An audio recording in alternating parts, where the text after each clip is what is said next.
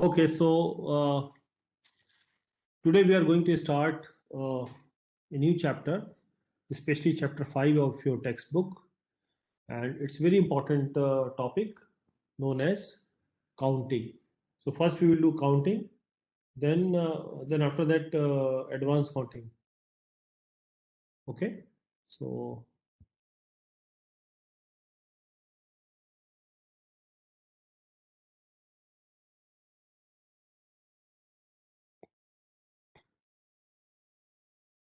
so there are basic rules of counting. I will show you with couple of examples how to count certain functions and how to count certain strings and so on.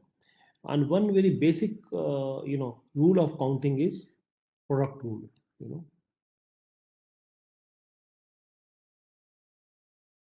Product rule of counting. So let us see what is product rule of counting. So if a procedure can be broken down into sequence of two tasks, and task 1 can be done in n1 ways and task 2 can be done in n2 ways, then the procedure can be done in the n1 n2 ways, right? So let me give you an example.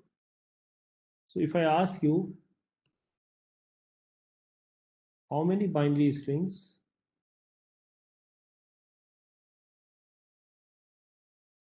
of length n,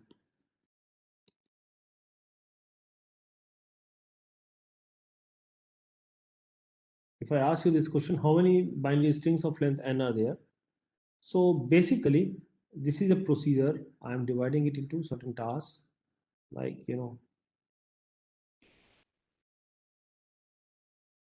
so this is the length of the string. So we know that the first task can be done in two ways. The second task can be done in two ways because there could be either 0 or 1, right? Binary strings means entries are either 0 or 1, 0 or 1, two ways, and so on up to this place, right? So how many ways are there? Total 2 raised power n ways are there. Two ways task 1 can be done, two ways task 2 can be done, two ways task 3 can be done, and so on. So total task can be done in the product of all, which is 2 raised power n ways. This is the product rule of counting which we have applied, right? Okay, and next example.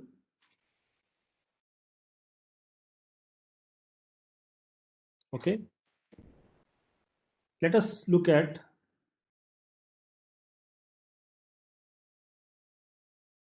functions. If I ask you, maybe I should go to the next slide. So next example.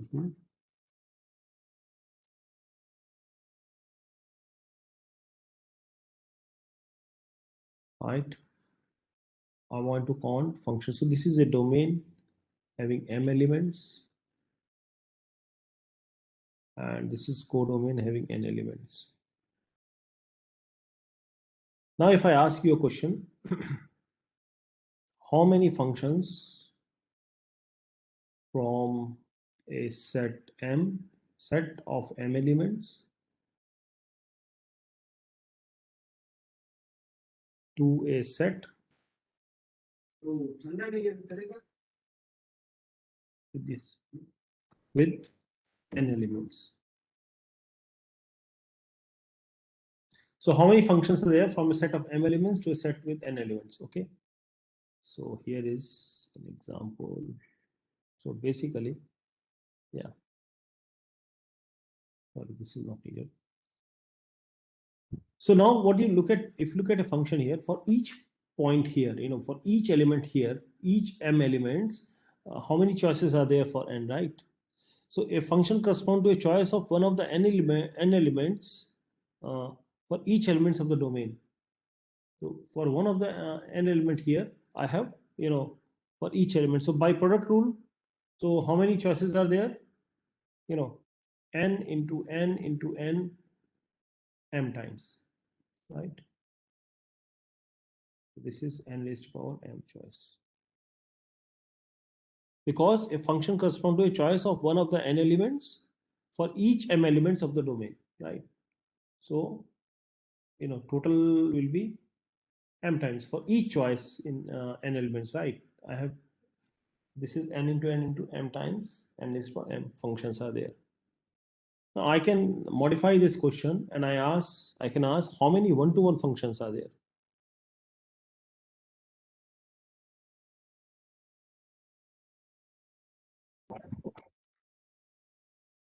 How many one-to-one functions are possible? You have said here. Uh-huh. Yeah, so let's look at it. I think there will be two cases. So m elements here and n elements here, right? I am asking how many one-to-one functions are there. That is the question. So first case is when if m is greater than n, right? Now if m is greater than n, obviously the function will be many to one, right? If m is bigger than n, then the function will be many to one. So there is no one-to-one function.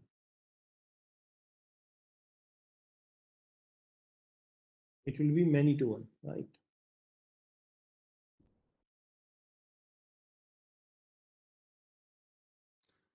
Okay. Case 2, when m is less than or equal to n. In this case, what I can do, say a1, a2, m elements here, right?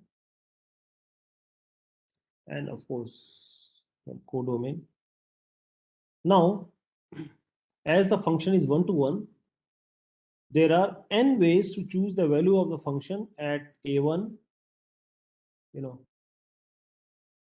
How many ways I can choose one-to-one functions? If I focus on a1, how many ways I can choose function uh, at a1, right? So a1 can be done in n ways,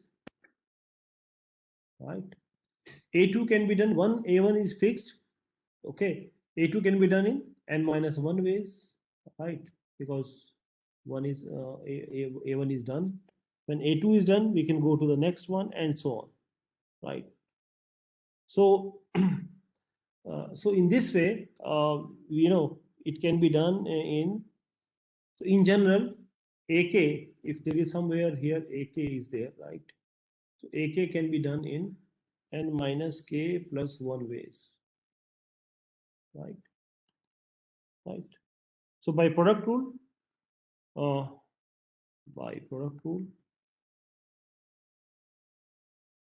a1, a2, am can be chosen in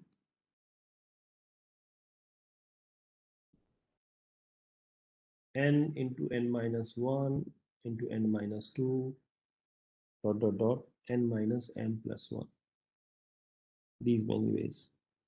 These many one-to-one functions are possible.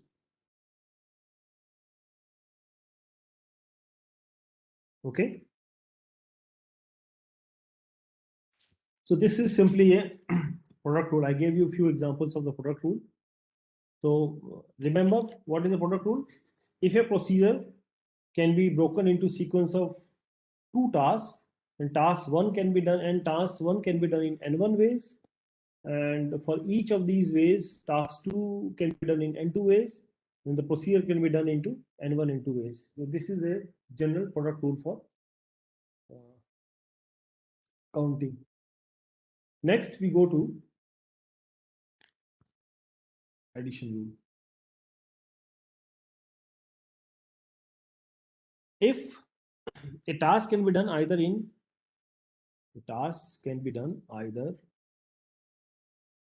in n1 ways, in one of the n1 ways,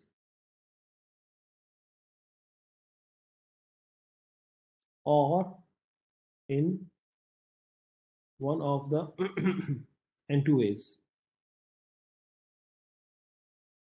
where none of the set of n1 ways is same as the set of n2 ways, then there are n1 plus n2 ways to do the task.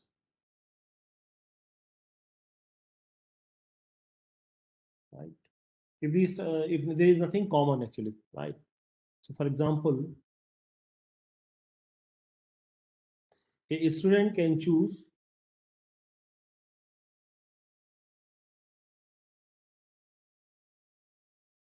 a project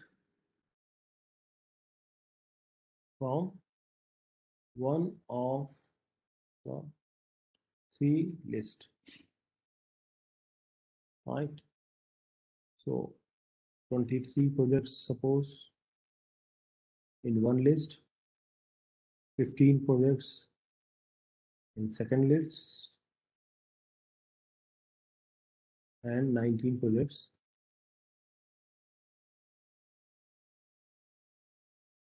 okay in third list, and no project is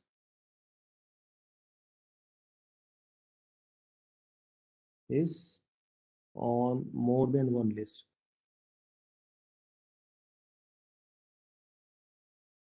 Okay.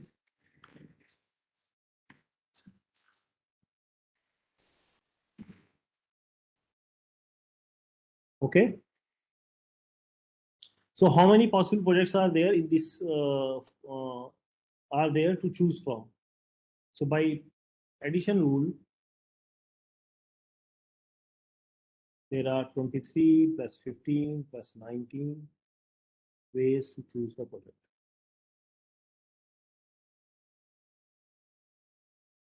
Okay.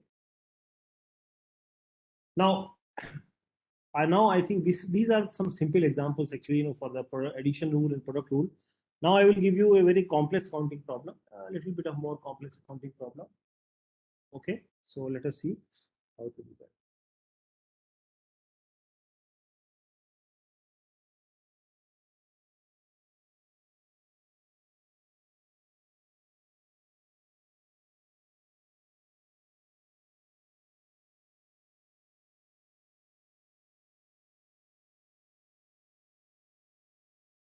Now, in this example, I think this is a very common example that you might encounter. A user can have password 6 to 8 characters long. Okay, 6 to 8 characters long. Now, these characters are either uppercase letter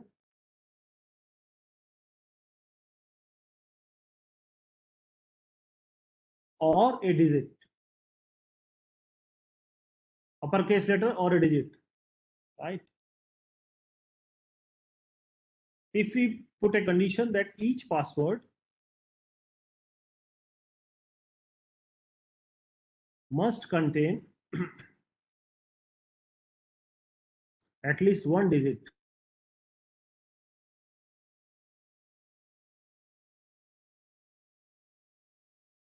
how many possible passwords are there?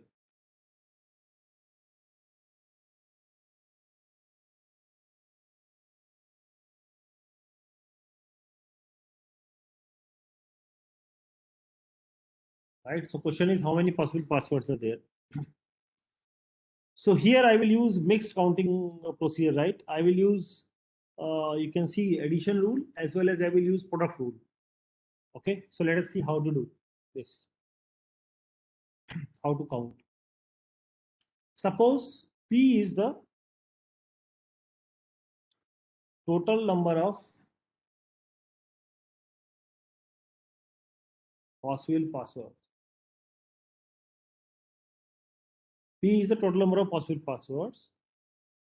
P6 stands for total number of password could be of 6, length 6, length 7, length 8, right? So I'm going to focus first length 6. So total number of possible password of length 6. P7 total number of possible passwords of length 7, and similarly P8 is total number of possible passwords of length 8. So by addition rule, total number of password capital P will be P6 plus P7 plus P8, right? Now I have to count how many passwords are there of length 6. Now note that P6 is nothing but, so remember here, there are uppercase letters or a single digit. Uppercase, there are 26 letters, right? And 10 digits. So basically, total will be 26 plus 10, 36. So 36 choices for each character, right? So that means of length 6, if I want. So total number of things will be, P6 will be 36 raised to power 6, okay, of length 6. These many strings will be there of of length 6 with uppercase letter and a digit including, right? This is by product rule, okay. Now I can subtract number of strings with no digit. Those will be 26 raised to power 6, because total number of digits are 10. I can subtract out of 36, so left are only alphabets, which is 26. So P6 is this. Similarly, I can count P7 as 36 raised to power 7 minus 26 raised to power 7, and P8 is 36 raised to power 8 minus 26 raised to power 8. Therefore, P is nothing but P6 plus P7 plus P8. And I think if you compute these things, this is a big number, but I'm just writing.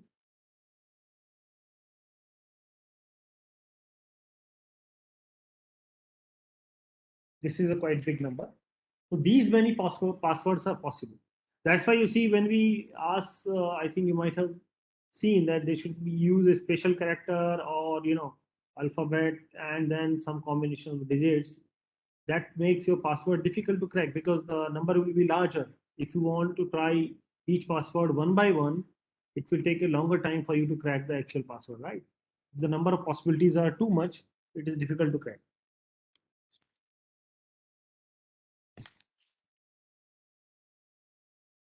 Okay. So this was a little bit complex example involving addition as well as multiplication rule. Now I think I'm going to give you one more result, which is known as principle of inclusion exclusion.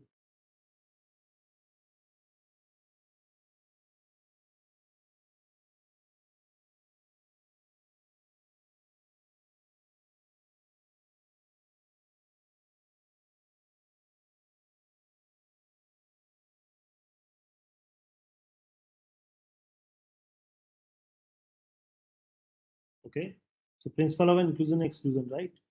So what is this principle? It's very simple actually. It says that cardinality of A1 union A2, the same thing as cardinality of A1 plus cardinality of A2 minus cardinality of A1 intersection A2. What does that mean? you know so A1 union A2 is number of ways to select an element from A1 or A2, right? And this is number of ways to select an element from A1, and this is from A2, right? And this is number of ways to select an element from both A1 and A2. There may be something common, right? So if this is the way, so basically we can apply this inclusion exclusion principle in many counting problems. So let me give you an example, and that will help you to see that how we can use this principle.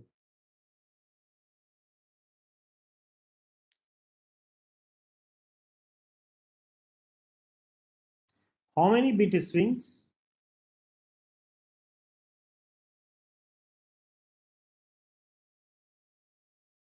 of length 8 either start with a 1 bit or end with the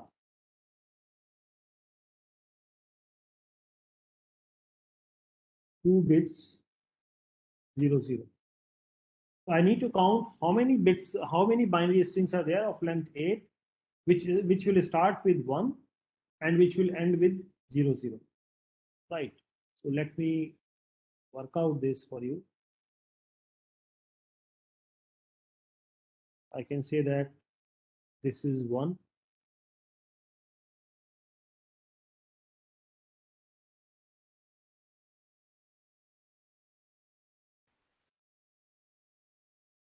Something like this. So 1, 2, 3, 4, 5, 6, 7, 8.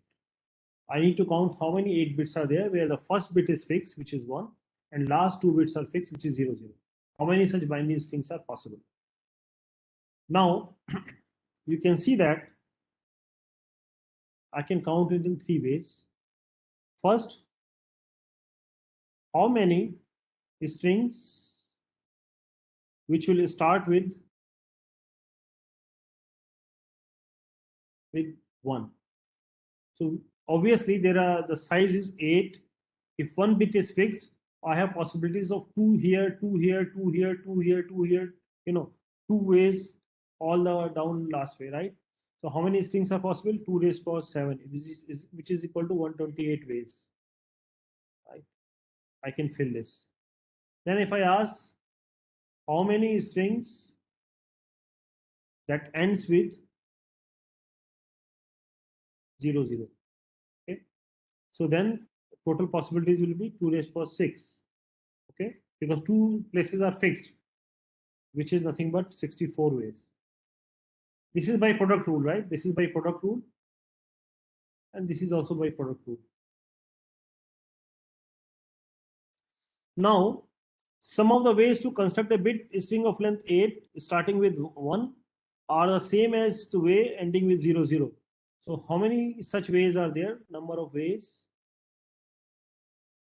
So basically common ways are, where 2 choice, 2 choice, 2 choice, 2 choice, 2 choice, which is 2 raised to power 5. Again by product rule, which is 32. Right? So total number of strings will be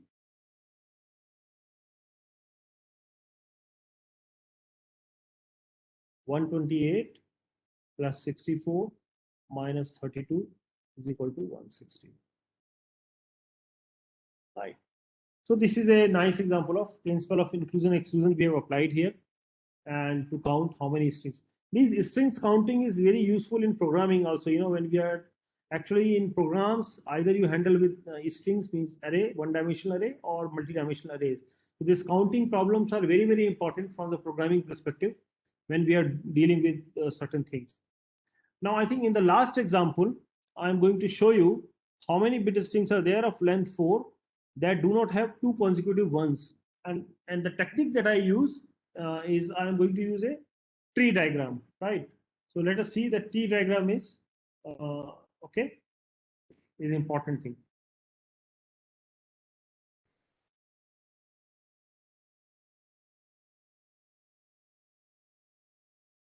How many bit strings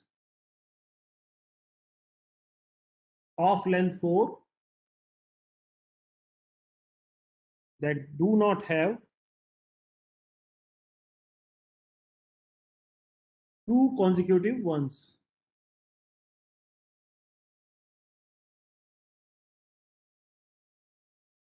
So there should not be two consecutive ones, and I want to count how many strings are there of length 4. So I'm going to use a technique known as tree diagram, and you see how useful it is. I'm just showing you with an example. So what I'm going to do, I start making a tree. This is our root of the tree. Now, after that, the first bit could be either 1 or 0. I can choose 1 or 0. This is your first bit. Fine. I can choose either 1 or 0. Second bit, if I want to choose, right? So two possibilities for me. Second bit,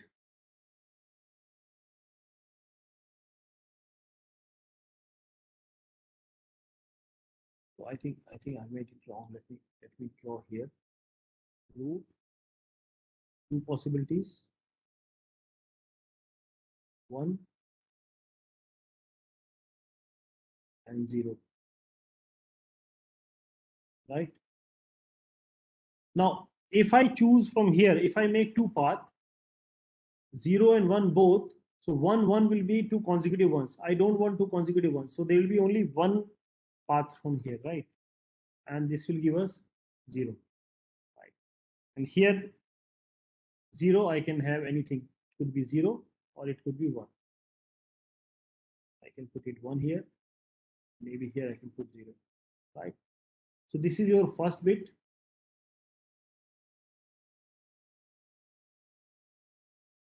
Actually, I should write it on this side. First bit.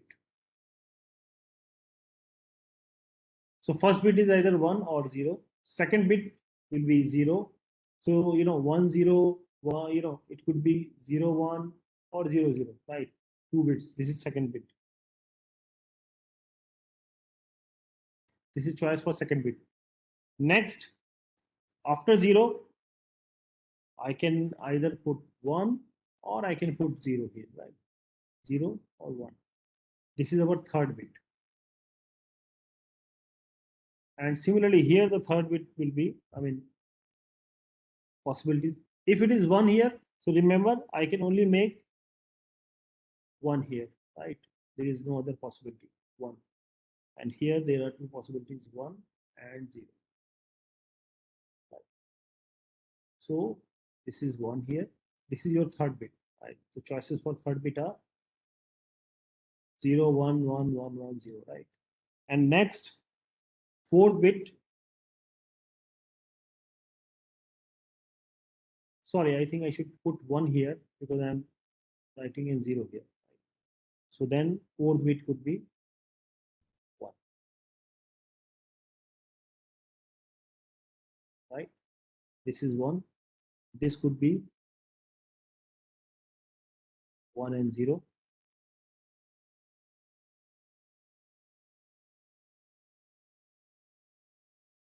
Sorry, this is 0. This is 1, then this is 0. This is 1. This is 0. Right? Here there are two possibilities, 1 0. Here there is only one possibility, 0. And here there are two possibilities, 1 and 0. Right? So bits are 1 0 1 0 1 0 0 1, like that I can write. So 1 0 1 0 1 0 0 1 1 0 0 0 0 1 0 1 0 1 0 0, then 0 0 1 0,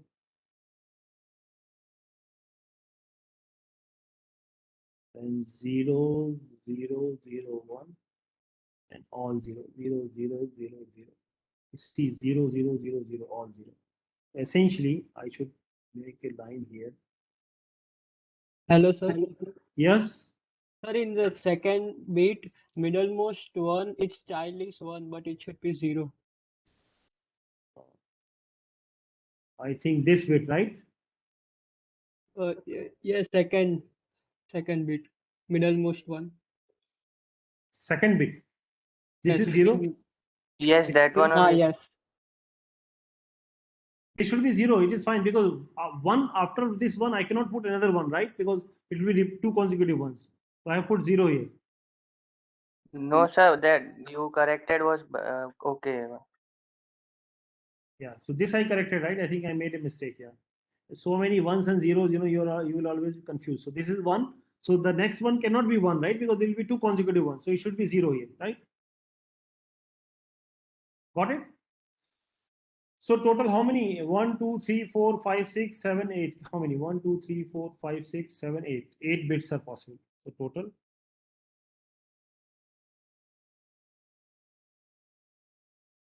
So this tree diagram is helpful for us to counting. Any other question at this point?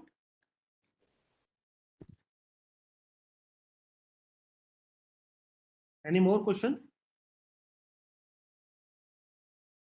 Is it okay? Yes, sir. Okay. Okay, fine. Thanks. So this is a T diagram for counting.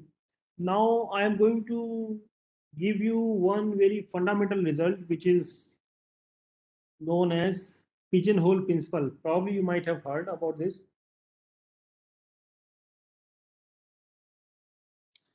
This pigeonhole principle is quite useful in many places, you know, in mathematics.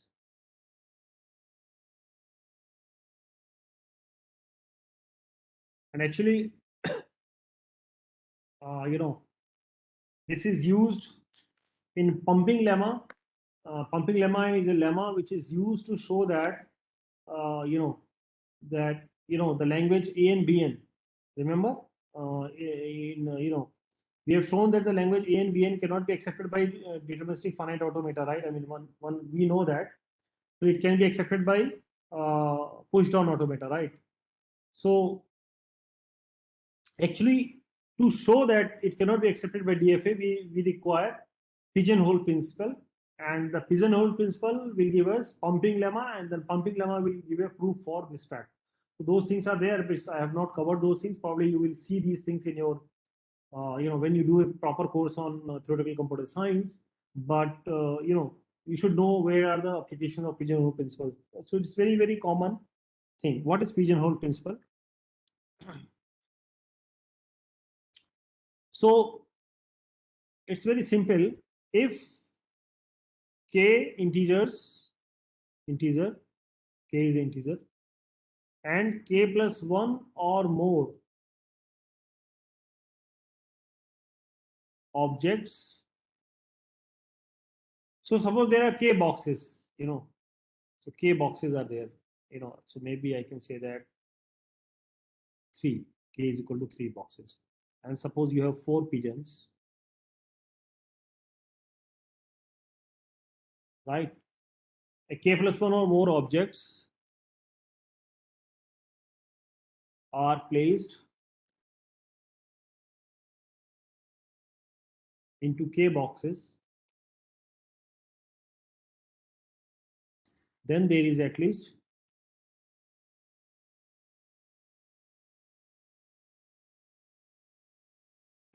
one box containing 2 or more objects, more of the objects. So that means if there are 3 boxes and there are 4 pigeons, at least one box will have two pigeons, right? This is the pigeonhole principle. Any question at this point? This is very simple principle, right? If there are more pigeons than the number of boxes, so some box will have more pigeons. You have to place them, right? This is known as pigeonhole principle. Though it's very simple, intuitive, but very useful result in many places in mathematics, right? So one simple corollary to this result is the following. A function f from a set with k plus 1 elements, k plus 1 or more elements, to a set with k element is not 1 to 1. Because this will also correspond to the similar kind of issue, you know, pigeonhole principle, right? So a function f from a set with k plus 1 or more elements to a set with k element is not 1 to 1, right? This is a obvious corollary of this fact. Now this can be also, you know, useful in doing some magic. Let me show you. I mean, not very really magic, but one example that you can do for this. I can say among any group of 367 people, there must be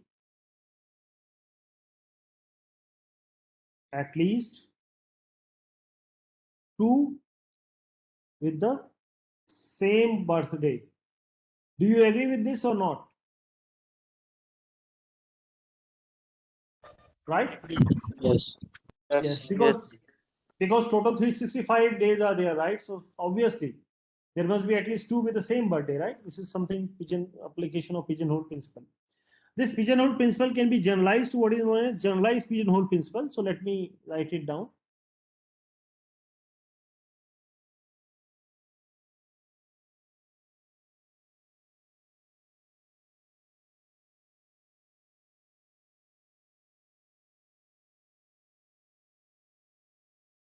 Generalized pigeonhole principle. What is generalized pigeonhole principle?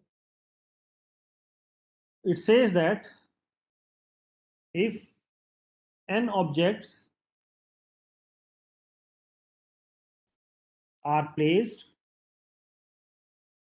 into k objects, then there is at least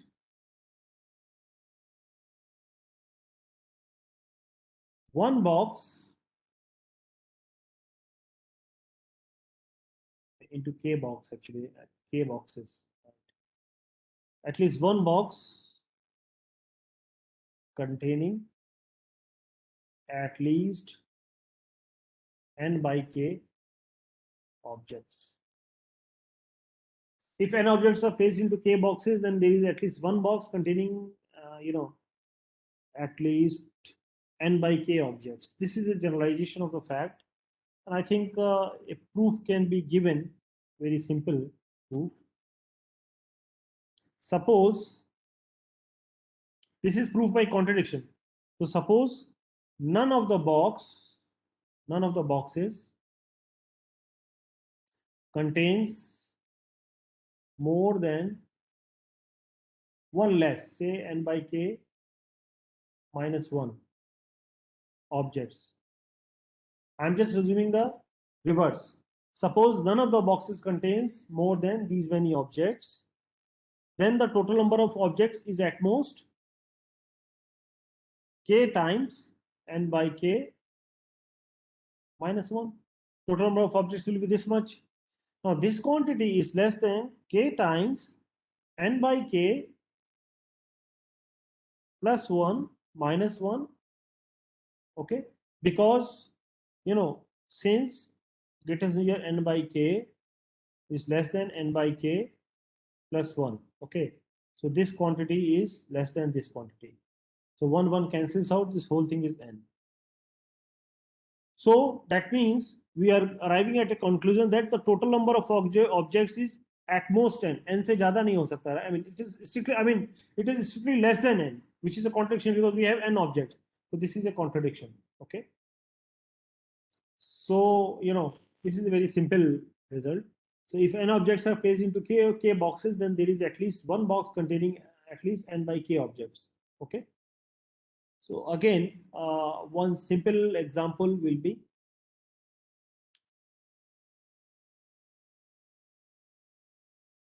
among 100 people,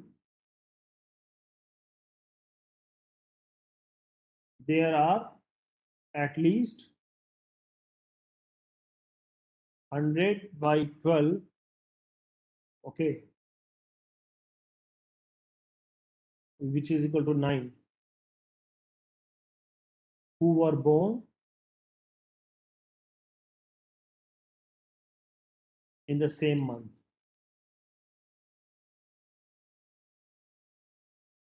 Again, this is a simple application because there are 12 months total, so that's why 100 by 12, which is 9.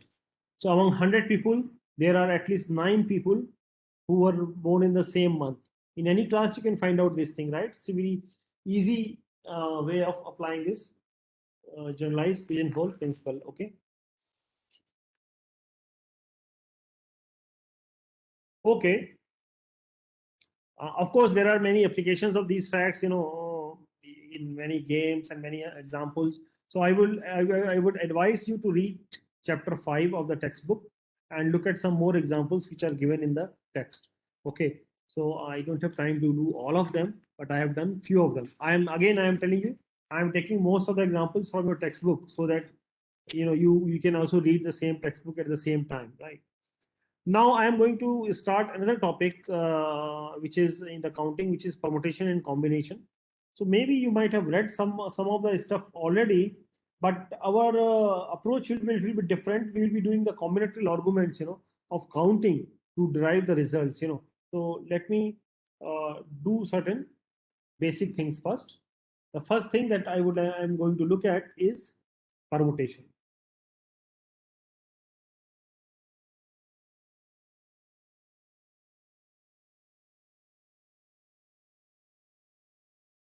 So I will start with an example. In how many ways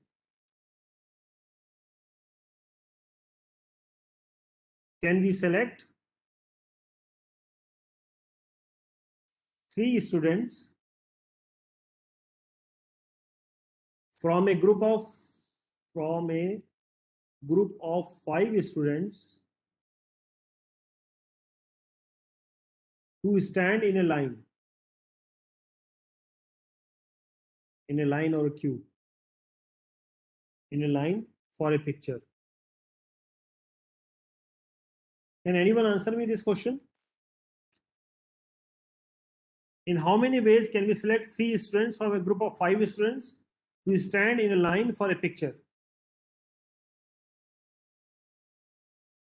5C3 into 3 factorial. 10. 5C3. First we have to select, so 5C3 and 3 factorial. So basically I can start counting in a very simple manner. I have to select 3 students, right? So the first box here can be chosen in how many ways? 5 ways, right? If once this is chosen, second can be chosen in 4 ways, because we have to choose everything from 5 students, right? If I fix first here, this can, of course, this can be chosen in 5 ways, This can be chosen in 4 ways because one is fixed now out of 5. Now, and the last one can be done in 3 ways, right? So total number of ways are 5 into 4 into 3 is equal to 60 ways. Got it? So in 60 ways, we can choose 3 students from a group of 5 students to stand in a line for a picture. This is a simple thing. So this is an example of what is known as permutation. So let me give a formal definition. Okay. So what is the definition of permutation?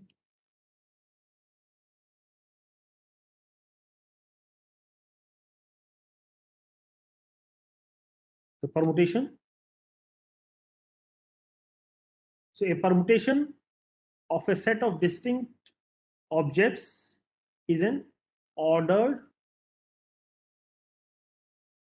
arrangement of the objects.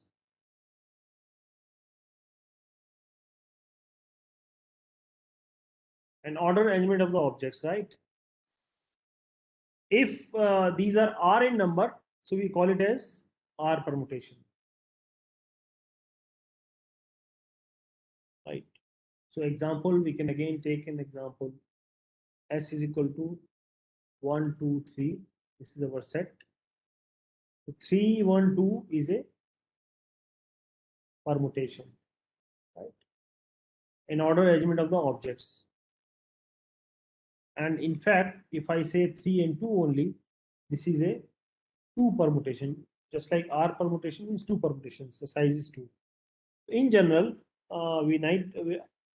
so R permutation, I can write down R permutation of a set of n distinct objects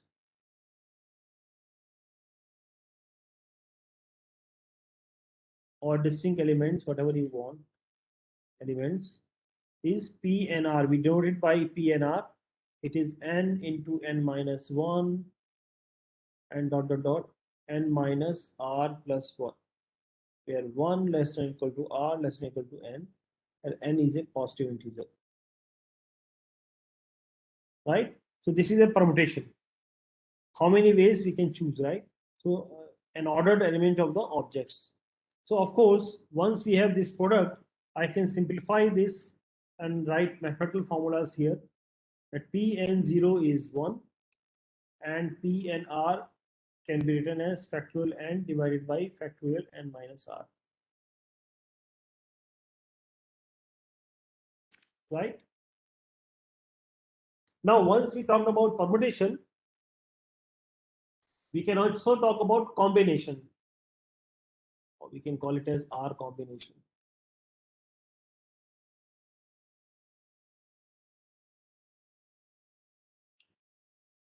So an R combination of elements of a set is an unordered selection of R elements from the set.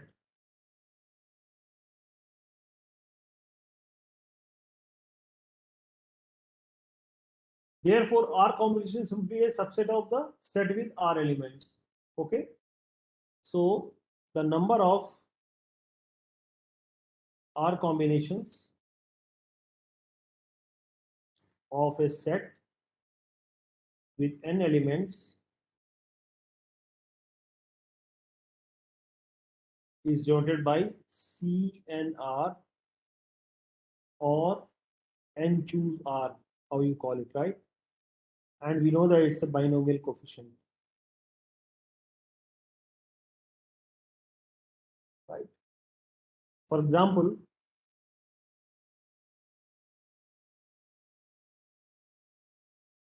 I can count C42 or 4 choose 2. I know this value is 6. You can compute easily. So basically, as a 2 combination of 4 sets. So A, B, C, D. How many 2 combinations of? There are 6 subsets possible, right? As AB, AC, AD, BC, BD, and CD.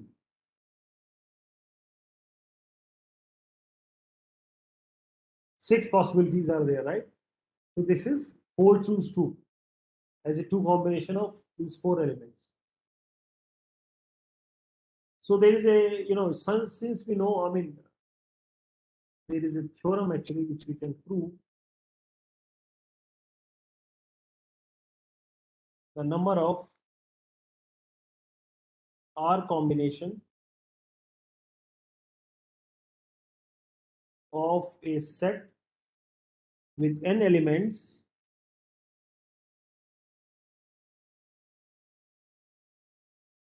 is n choose R or CNR is given by factorial n divided by factorial R times factorial n minus R.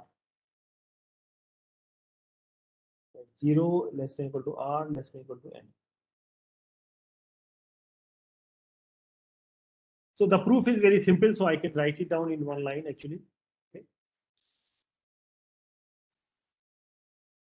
So here is the proof of this fact. The R permutation, we know that R permutation of the set can be obtained by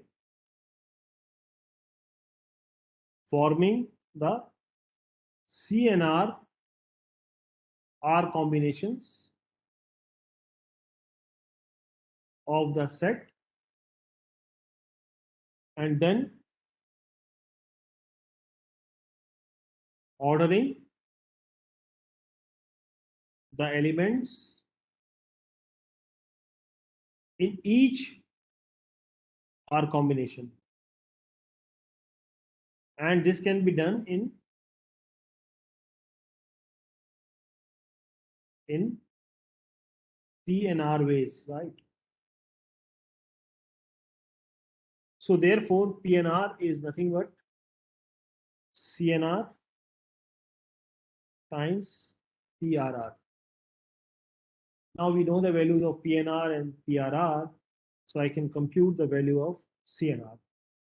So CNR, nothing but PNR divided by PRR, which is nothing but factorial n divided by factorial n minus r divided by factorial r divided by factorial r minus r, which is nothing but factorial n divided by factorial r into factorial n minus r. So we have C and R is equal to n minus 1, n minus 2, n minus r plus 1 divided by factorial r. Okay. There is a simple corollary here.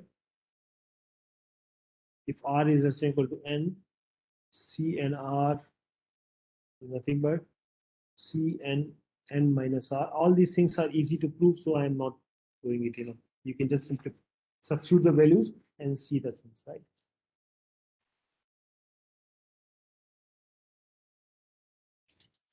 I think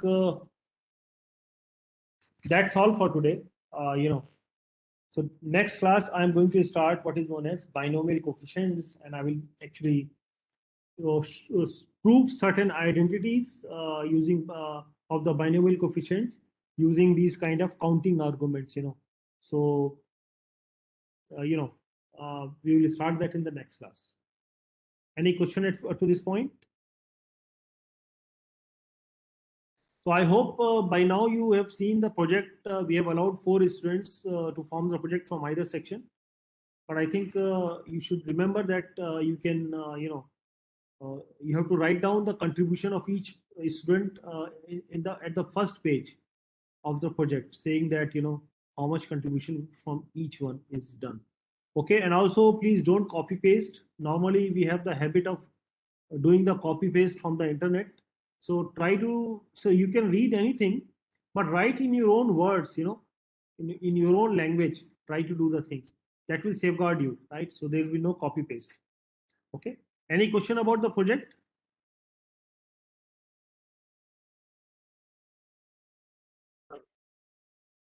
Sir? Yes. Sir, what is the deadline? So we have kept deadline of 7th of July.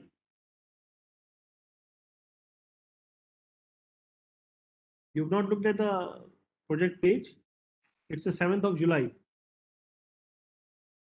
right now. So we have enough time. I think you have 1 month.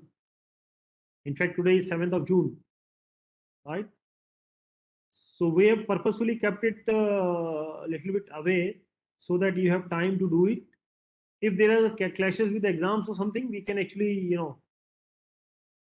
because I don't know when the exams will be there, because there may be some delay. I'm not sure, So if that is the case, because I think in the earlier we were about to finish the semester on 28th of June, the last class, but I'm not sure when this will be. If it is on the same thing, no problem. So basically after the exam you have to submit the project. But if it is clashing with the submission time, we can always slightly change it. Okay. So will there any project viva or anything like that? Well, we have not thought about it. Unless we think that something is fishy going on in some project, we can always ask. Because you see what is happening here, you have to make a YouTube video of yourself and put it on the YouTube. So basically about the project, you are taking your own responsibility that it is not a copy paste and so on and so forth. Because otherwise YouTube will block your Gmail ID if it is a copy paste. Okay. So you have to make your own project, everything on your own. So that's why you are taking your own responsibility of doing things independently.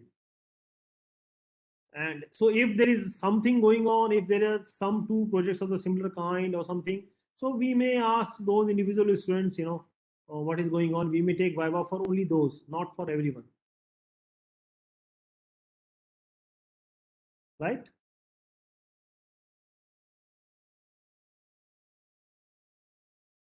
Any more questions? Sir, is it necessary to make a website, or we can choose another mode also? You have to make a website, that is compulsory, and you have to put all your project files, YouTube video, you need to embed there, everything you have to do. And also you have to remember, you have to write in LaTeX, because if you don't know LaTeX, you have to learn LaTeX. LaTeX is a programming language for typing. So it's a very, so basically output of the project is you are going to learn how discrete math is applied in the real life problems. Number one. Number two, you will learn how to write in LaTeX. Okay. Number three, you will learn how to make your web page. Number four, you will learn how to make a YouTube video of your presentation and embed it in your website. Okay. So there are multiple learning things available here. And I think, most of the time last year, students really enjoyed the project. They were very happy with the project. So I think there's a lot of learning here. So yes, website is compulsory. You can make website anywhere. Your website could be on Google Sites or some other web page also, no issue. But the link has to be given. You will provide us a link. In fact, we are going to circulate a Google form where we will ask you to submit the link. Okay, separately, so that we can check the link as well and see what is going on there, on the project. So your YouTube video will be embedded in the website itself.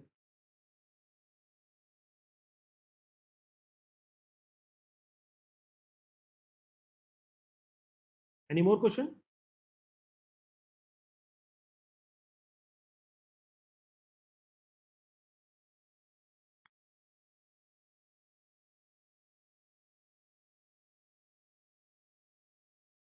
Okay, so if there are no more questions, so we can. Hello, sir. Yes. Sir, in previous lecture, so you taught about